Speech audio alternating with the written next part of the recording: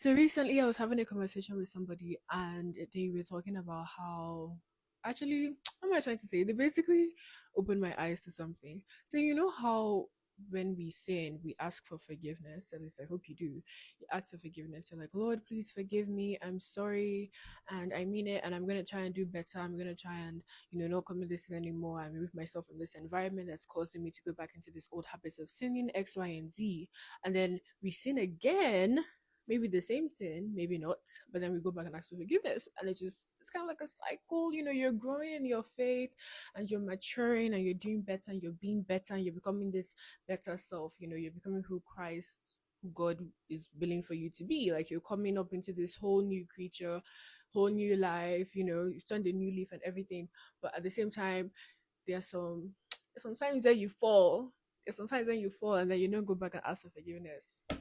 Well, I thought it was normal, but it's not very normal. It's not that normal. I mean, not that it's not normal. I mean, we face that, but it shouldn't be the norm because look back on the characters that we study in the Bible, like Peter and Paul, and yes, they did have their shortcomings. Even David, he did have his own shortcomings as well.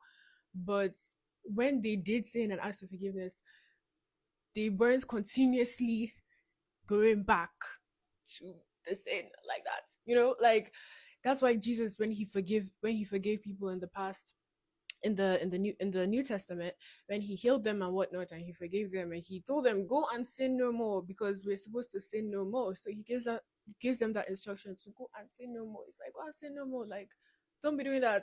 I mean, obviously we're not supposed to be doing that, but don't be doing that. So it shouldn't be a norm for us to be you saying ask for forgiveness, you saying, yeah, like yes, ask for forgiveness, but don't make it a habit.